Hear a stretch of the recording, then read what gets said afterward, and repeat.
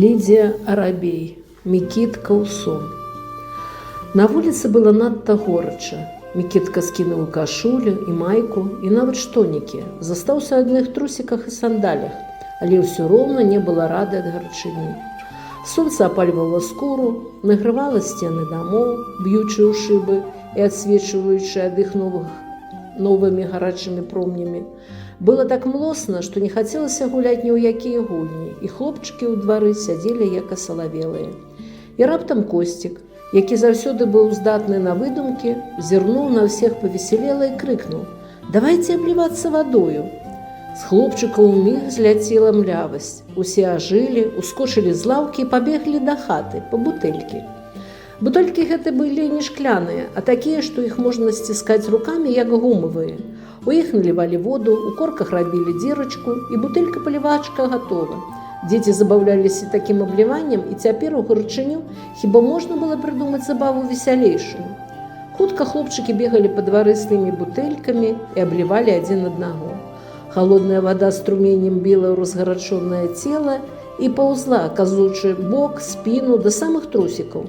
Часам струмень трапляў у лоб, і тады вада цякла і па барадзе. Струмень трапляў то спераду, то ззаду, то з бакоў, і хутка хлопчыкі былі мокрыя з ног да галавы.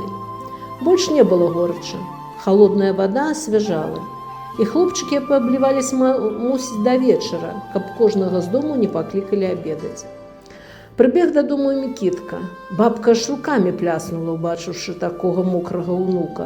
Пачала яго выціраць, а потым пакарміла і загадала: спаць, пасля абеду ціхі час. Прывык Мікітка бабку слухацца, спаць дык спаць, лёг у свой ложак і ўміг заснуў. І прыснілася яму, што бегаюць яны з хлопчыкамі па двары і вадой з бутэлек абліваюцца. І так ім весела, так хораша, і раптам галасок, тоненькі, кволы, не то скарга, не то песенька. Прыслухаўся Мікітка, і праўда голас: песенька. Не магу я з дзеткамі забаўляцца і вадою з бутэлечкі аблівацца. Прырасла я ножкою да зямлі, хоць бы ты, Мікітка, мяне паліў. Азірнуўся Мікітка ў сне і бачыць. Кветачка, што расла ў іх агародчыку пад акном, апусціла галоўку, абвяла лісточкамі, сагнулася сцяблінкаю летняй да зямлі і плача, але плача без слёз. На слёзы вада патрэбна, а кветачка ні кроплі вады не мае. Усё высушыла пекучае сонца.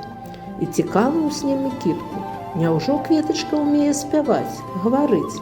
Хіба яна жывая? А калі прачнуўся, адразу ў двор і пад акно, туды, дзе і праўда расла кветачка. Глядзіць? Ну і дзіва! Зусім як у сне. Абвяла кветачка, галоўку апусціла, лісточкі вісяць, толькі нічога не гаворыць кветачка.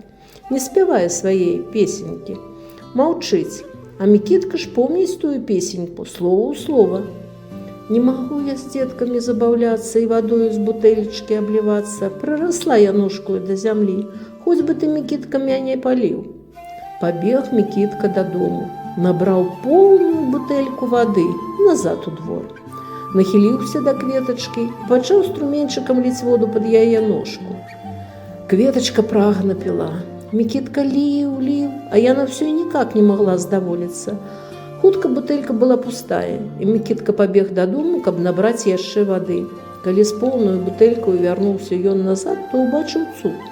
Сцяблінка выпрасталася, лісточкі падняліся ўгору, а вясёленькая кветка глядзела на Мікітку і усміхалася. Так, усміхалася. А тут мама з работы ідзе, прысела каля Мікіткі паглядзець, на што ён дзівіцца. Мікітка ў яе пытаецца: «Мама, а хіба кветачка жывая?» «Конечно, жывая», — адказала мама.